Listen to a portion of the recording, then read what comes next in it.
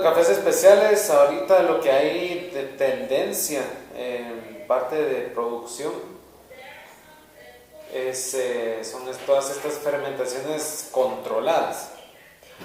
Que se pueden controlar de diferentes formas, se pueden controlar haciéndolas sin oxígeno, se pueden controlar echándole una sola levadura o algo, se pueden controlar con temperatura, se pueden controlar ya de por sí solo como que fermentando a específico lote, o cuando le echan frutas. No sé si han escuchado que le echan frutas a la fermentación de café. Pues el día de hoy vamos a ver fermentaciones anaeróbicas. Va a ser una serie de 3 talleres, porque para esto vamos a utilizar un café que trabajamos con un productor que se llama Félix Porón, de aquí de San Miguel Dueñas, y lo que hicimos con este café en específico fue que en cereza, la cereza de café se fermentó 48 horas de 3 formas diferentes, y cada fermentación se procesó de 3 formas diferentes. Se procesó lavado, honey y natural. Que cuando un café es lavado es de que se le quita la cáscara, de alguna forma se remueve la parte frutosa que se llama mucílago, después se lava con agua y se seca. Es el método más tradicional de Latinoamérica y creo que del mundo, creo. El honey process es que se le quita la cáscara y se seca con la parte frutosa que quedó todavía en la semilla. Eso da otros tipos de resultados, a veces cafés más afrutados, o cafés con más cuerpo, o más florales, o más... Algo tiene que dar, si no, no lo hagan. O sí, hay que hacerlo, ¿no? Bueno. Y el natural, que se seca con toda la cereza.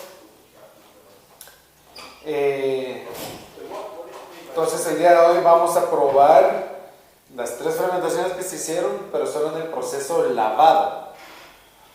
Ya les voy a explicar cómo se hizo cada una. Entonces, si miran la hoja, pues ahí tratamos de resumir un montón de información y bueno, que el propósito principal del procesamiento después de la cosecha, o sea, se cosecha la cereza, lo que se hace inmediatamente después de eso es remover las capas exteriores de la cereza de café, porque tenemos que la semilla de café está aquí y doctora Taya Brown sabe más de eso que yo, pero bueno, viene otra, no,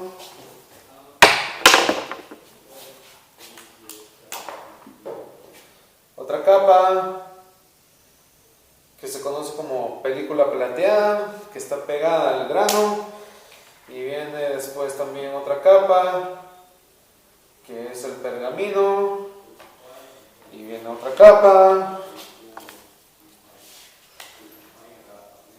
que es la fruta, y viene la última capa que es la piel. Y yo creo que de eso también hay más capas, no sé, pero eso es lo que más nos importa ahorita. Entonces, el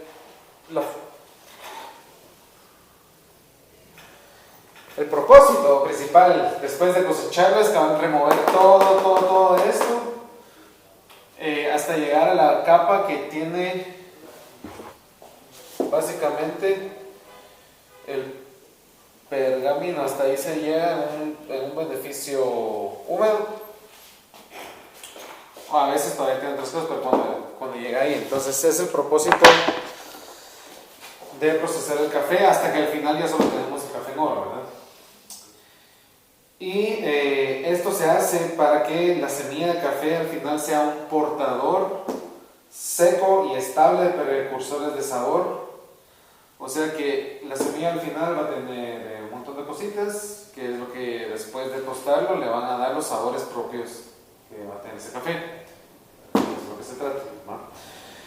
Partes de las notas, sensaciones, aromas, etcétera, que obtenemos en el café, en una taza de café, son obtenidos Parte de eso por microorganismos. Ese es el que nos sirve.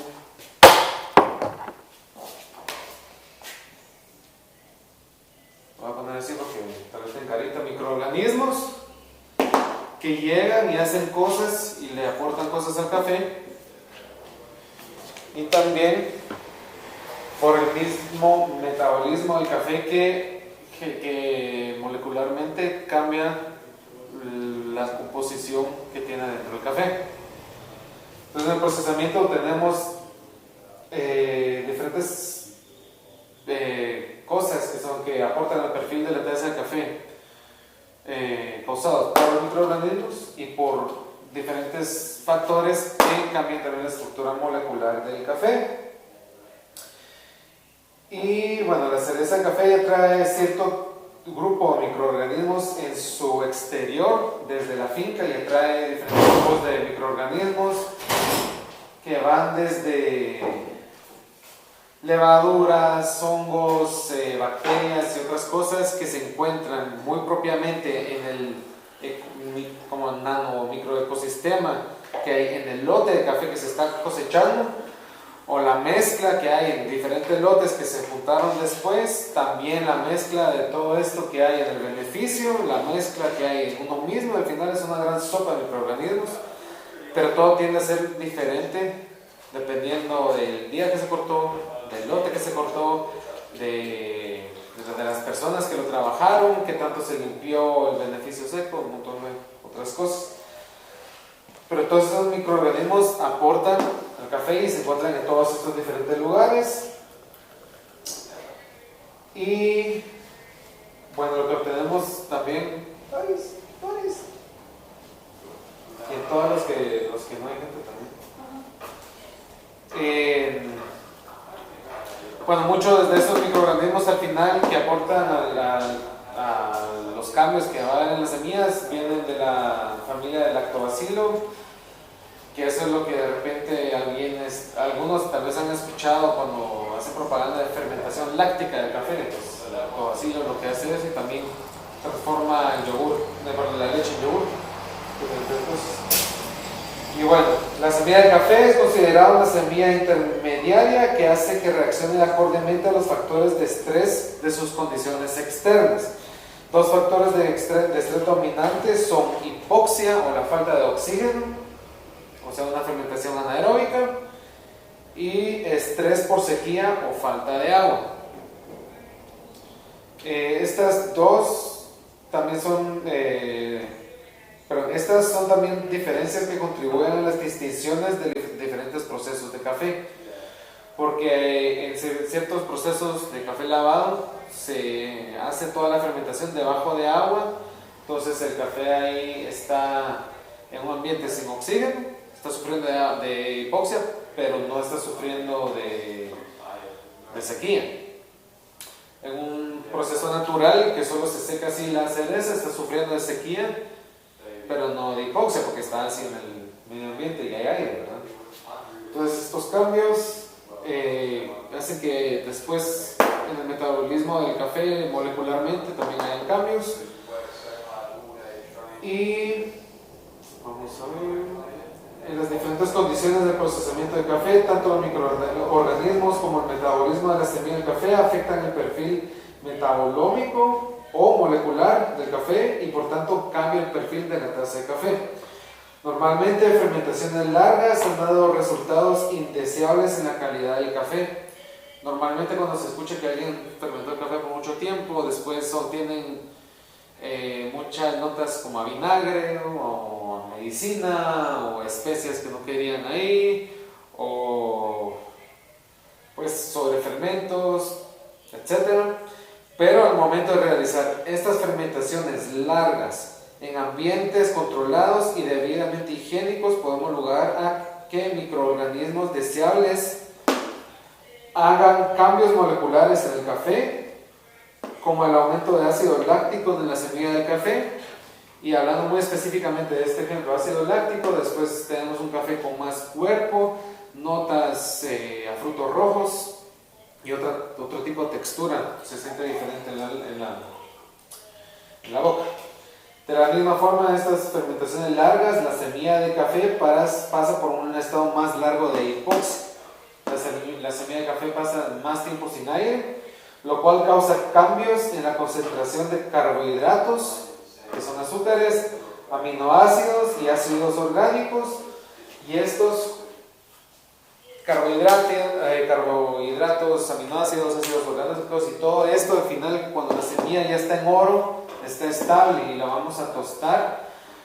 Muchos de los sabores deseables del café se obtienen en el tueste, en una parte que ocurren reacciones de Maillard. No sé si te recordás en el taller de tuestes, teníamos una gráfica, veamos, de tiempo y temperatura. Vamos a poner un relojito. Y temperatura, ese sí es de temperatura. Y que venía, se metía como que el café aquí, bajaba, recuperaba, empezaba a subir, después llegaba aquí y aquí terminaba, ¿verdad? Y teníamos, quedamos en este punto, deshidrataba y en este punto hacía el primer crack. Pues esta parte tiene muchos nombres, pero lo que fijo ocurre aquí son reacciones de Maillard, que todos estos aminoácidos, carbohidratos y ácidos orgánicos, si esta parte se maneja bien en el tueste, logramos obtener con sabores más complejos, o mucho más sabores, o un perfil al final que es mucho más atractivo para casi que cualquier persona.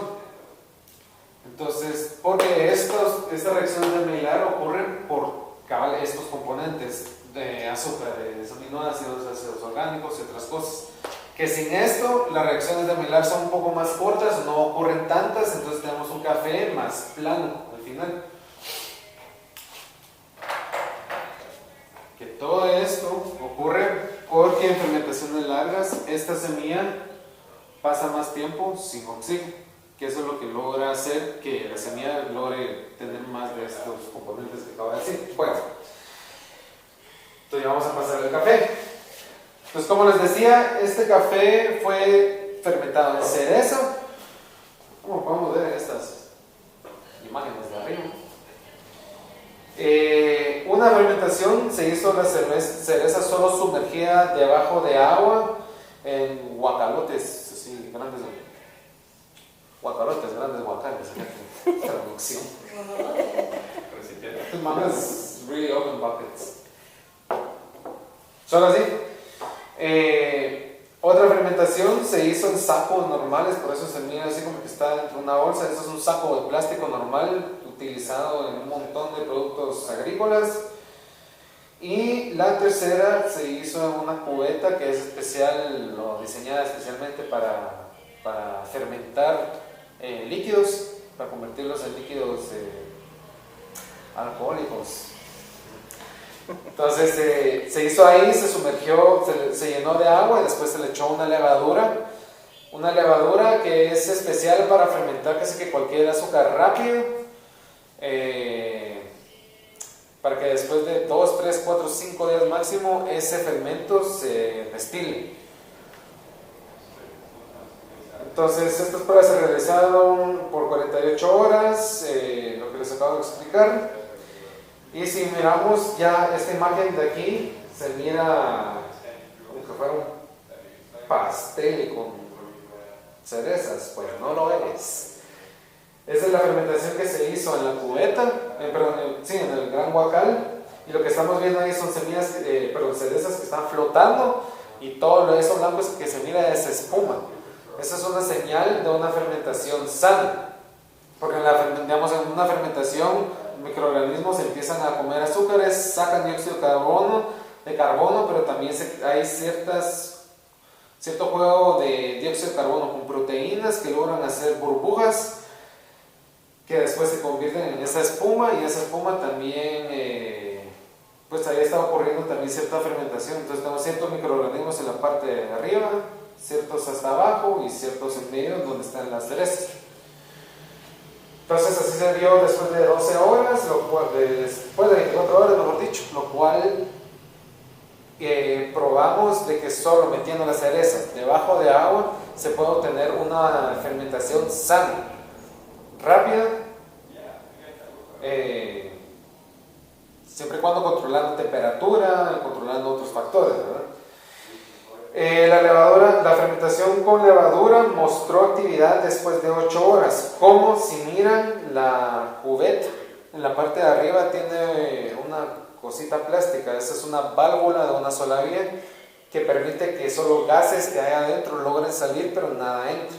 Entonces después de más o menos 8 horas empezamos a ver burbujeo ahí, lo cual quiere decir que esa fermentación con levadura también, solo echándole agua más los nutrientes que ya trae el café ya por sí y microorganismos que tiene el café, empezaron su actividad como en 8 horas. Y hasta abajo podemos ver, lastimosamente no se mira tan bien, pero una diferencia, digamos, podemos ver las diferencias en el pergamino de cómo quedaron los 3 procesos. La primera imagen del lado izquierdo fue el que fue fermentado debajo de agua, y esa tenía un color un poquito más como mostaza. El que se hizo solo en saco fue el pergamino que más blanquito salió, o más limpio, por decirlo así.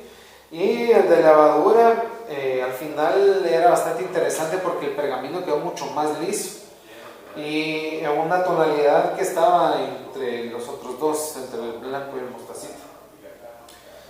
Entonces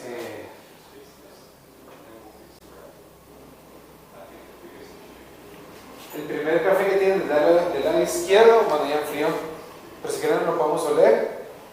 Este fue el que se fermentó debajo de agua, en la cubeta, debajo de agua. Lo podemos oler un poquito, aunque está frío, lo probamos. El primero fue el de debajo de agua, ¿verdad? Sí.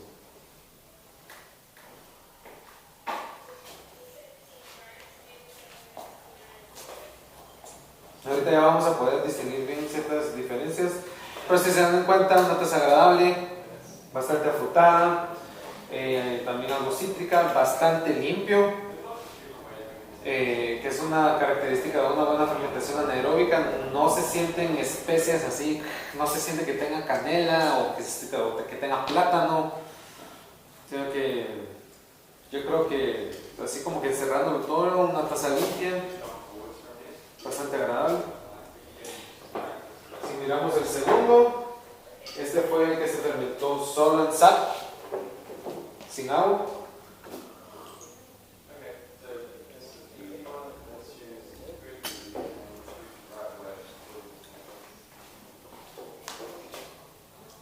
Si nos damos cuenta, si hay una diferencia, algo leve.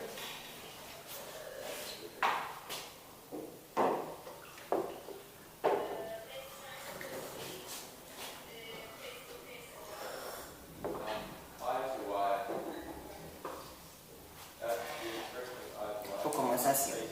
¿Lo sentís un poco más ácido? Ajá. La primera. ¿La primera? Sí. Que la segunda es más suave, un poquito más suave. ¿Y qué pensás del cuerpo, de la sensación de llenura en la boca o la textura? ¿Se siente algo diferente?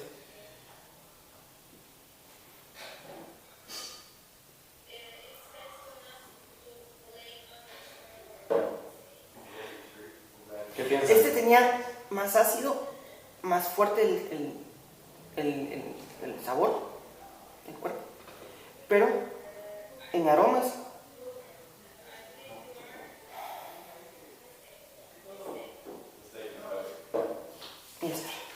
este tiene un poquito más. Tal vez porque está un poquito más caliente, pero pues sí. ¿Ustedes qué piensan? ¿Sienten alguna diferencia en el cuerpo, la textura, la sensación en la boca? Yo lo sentía acidez más constante el segundo. O sea, la acidez más balanceada el primero, y el segundo como que una acidez como que más, que llega como al paladar, no sé. ¿Y con el segundo? Con el segundo. Yo lo sentí más en el primero. En el primero. Yo en el primero lo sentí más balanceado. O sea, una acidez más suave, ¿no? Que te va llenando la boca. El segundo siento que la acidez, pum, la pega de atrás. Y un solo. ¿Y siente que hay alguna diferencia así notable? ¿Saben igual?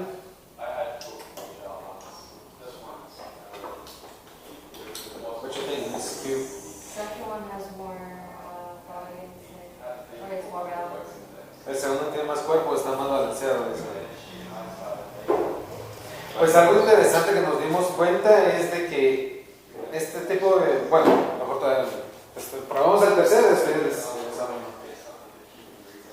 Este fue el que se fermentó debajo de agua y se le echó la levadura.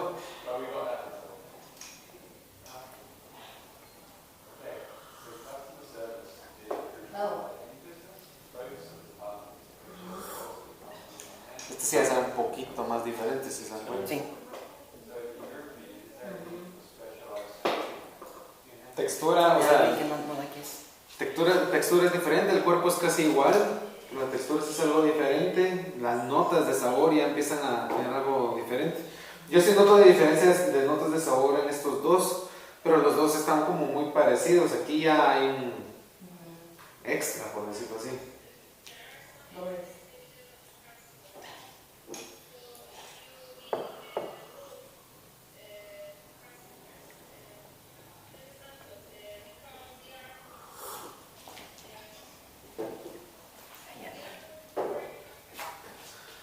Entonces, algo interesante, digamos, de esta gráfica que está en la esquina superior izquierda es que están enseñando diferencias por tiempo en los cambios que hubieron en la fermentación del perfil metabolómico, o sea, molecular dentro de la cereza, y de microorganismos, digamos, qué fue lo que aportaron y diferentes comportamientos. Tenemos que al principio de la fermentación, los cambios notables que hubieron fue de que, digamos, tenemos el circulito este, ¿cómo se llama eso? La gráfica de Pine, o el círculo es. Al principio de la fermentación tiene bastantes carbohidratos simples, que es la parte gris, la parte como más amarillenta son aminoácidos libres. La naranjada es de cafeína y las negras de volátiles. Después de que se fermentó, por un total de... no dice... pero después de que se fermentó, tenemos que hay muchos más volátiles, que eso es lo que al final se van a convertir en sabores, notas y demás. El nivel de carbohidratos simples bajó bastante porque ni modo fermentó, entonces los microorganismos comieron azúcares o carbohidratos simples. El nivel de aminoácidos libres bajó bastante. Y realmente el nivel de cafeína, aunque parece que se mantuvo, pero ya si ampliamos la gráfica, bajó, pero poquito. Realmente estuvo casi que igual. Y después dice que el efecto del procesamiento, de los parámetros de procesamiento en el perfil metabolómico o perfil molecular, tenemos que acabar volátiles, que esa es la gráfica que está aquí. Los volátiles subieron bastante después de una fermentación anaeróbica. Los carbohidratos simples bajaron bastante, aminoácidos bajó, cafeína bajó un poquito y el ácido clorotínico también bajó un poquito.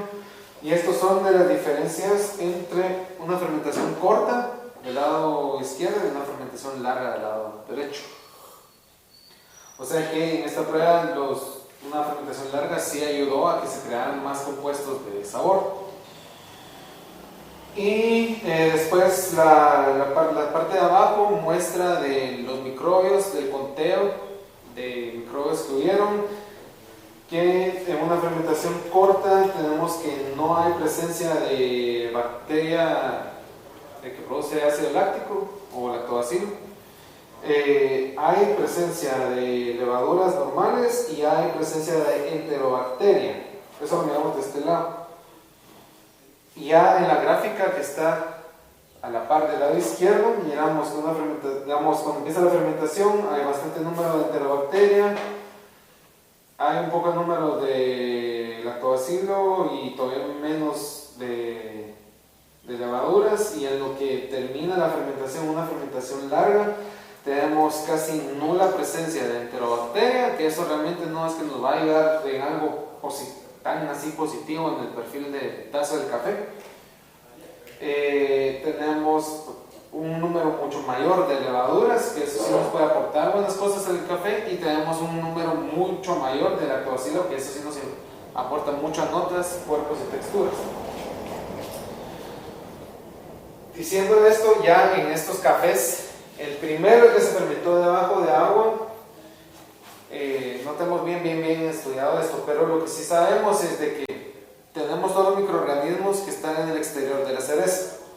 A la hora de meterlo debajo de agua, se puede alargar la fermentación siempre y cuando no esté en un ambiente muy caliente, y se pueden hacer diferentes cosas con esta fermentación sin tener que tener aparatos para mediciones entre pH y otras cosas, y que salga un buen resultado. ¿Por qué pasa esto? Porque el agua mantiene un poco más fría la cereza, mantiene más fría la fermentación, y los microorganismos empiezan a dispersarse también en el agua. Entonces comen más lento los azúcares, simple y sencillamente porque en la cereza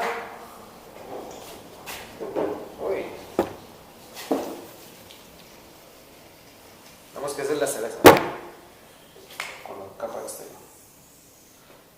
En la cereza los microorganismos andan aquí, y aquí abajo está el azúcar, pero cuando tenemos el agua,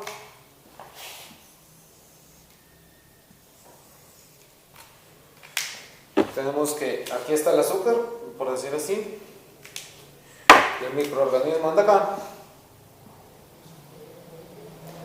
Entonces es más lento simple y sencillamente porque tiene que ir de aquí para acá.